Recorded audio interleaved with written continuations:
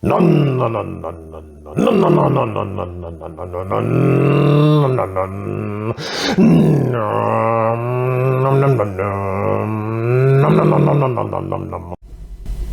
Lord, you have searched me and known me. You know when I sit down in the driver's seat, and when I rise up through the gears. You discern my thoughts from a car.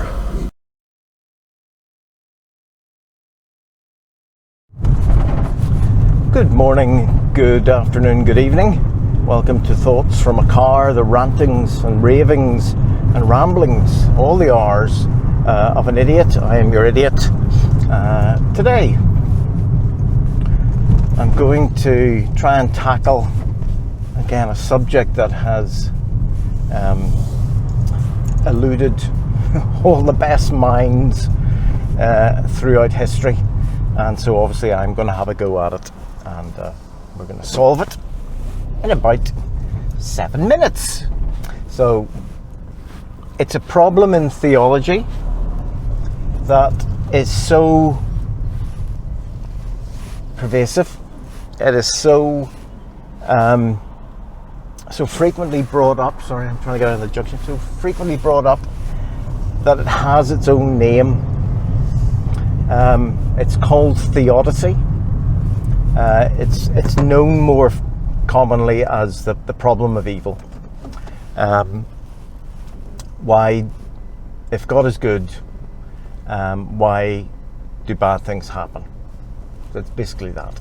Now, it's not going to be that. I'm not thinking about that as an issue. I'm thinking more about people's response to theodicy. That's the one that's sort of perplexing me at the minute. So it's not so much that why does the sort of philosophical question, why does a good God allow evil to exist in the world? It's how people explain that or explain it away. And one of the explanations that's commonly used is that God intervenes to make things less bad. So people say, well, the whole situation could have been a lot worse, but God, through his common grace, has intervened and it's not as bad as it could have been, which is slightly crazy. And I'll give you an illustration that I sometimes use to demonstrate why I think that's a difficult and problematic explanation. Right. So imagine you're a parent. We'll say father because I'll put me in it. So I'm a father, and I hear that my son or daughter is being tortured in a room in an underground base somewhere, and they're torturing. We'll call my son. We're torturing my son with electricity, and they have the sort of dial thing on the electricity box, and I can go up to 10, but they have it set at about 8.5. Now 8.5 is enough to cause him an incredible amounts of pain, but it's not enough to cause him to lose consciousness. So they have it set at 8.5, and he is writhing in pain because that, and I find out about it. And in my anger, my rage, I go flying down to this bunker complex, and I push and punch all the guards out of the way, and I put my shoulder to the door and I splinter the door and come in, and I race over to where he is, and I leap over the table to grab at the electricity box thing, and I grab the dial and I turn it down to 5. And then I dust myself off, wait for all the thanks to come in my way to tell me how brilliant I am. To me, that's the explanation used for theodicy by some people. That tends to be a lot of religious people. That God intervenes, but just to make it less bad. Now, imagine again using the example that I gave of the father and the son.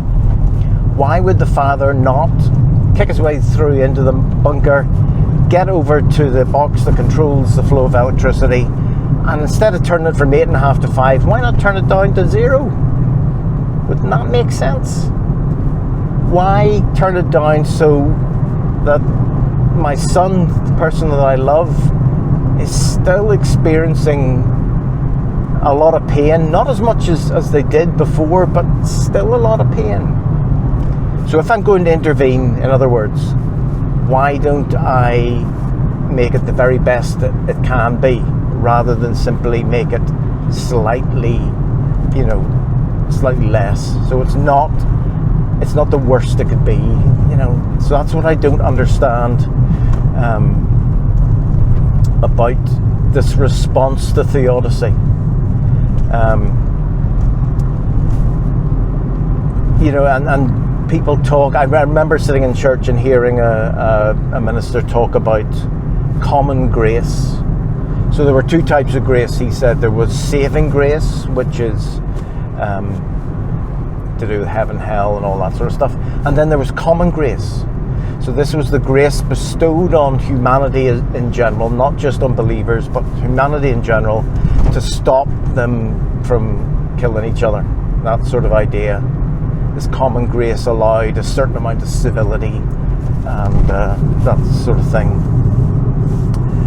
And again, seems reasonable when you're sitting in the pew believing everything. But whenever you're thinking about it later on, it again seems slightly weird. So imagine that there's a child, young child, and they have a drunken parent, and that drunken parent, as part of their drinking, that makes them very aggressive, and they would hit and beat their child, and because they are fond of drink, they drink fairly often.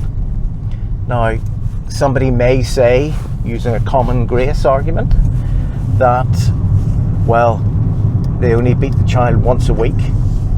Because they drink multiple times during the week, they could be beating the child 2, 3, 4 times a week, but instead they're only beating them once. And you sort of say, oh, that's interesting. A child being beaten every week on a regular basis is a sign of common grace. See, not really. But so there's my problem with the response, or one response to the problem of evil or theodicy. And the second supplementary difficulty is, why does God seem to only react when prayed to? Again, there's the situation, the electricity one. Son is in a great pain, and I know the father knows about it. Now, as a human father, I would have to make my way physically in and so forth like that. But if you're God and you know about a situation, shouldn't you be reacting to that situation without having people ask you to get involved? Again, if you loved somebody and you could remotely deal with it, if I as a father could remotely turn the dial down instead of having to physically be there, wouldn't I do that? Or why would I wait for somebody to ask me to do it? It's very odd. It's a strange sort of, and I know it comes from, isn't that one of the Gospels? Jesus tells a story about a corrupt judge who is badgered by a woman who's looking for justice. And eventually the judge, just to get rid of her, rules in her favour. But again, that's not because the judge loved justice or saw the need for justice. He just wanted rid of this woman, and so he gave in. But why would God need? Why have people organise these massive prayer campaigns for something to happen? Why wouldn't God just do it off his own bat? It's all very odd. Anyway, have a nice day, whatever you're doing. Try not to instigate too much evil in the world. And sure, I shall see you at some other time. Bye bye.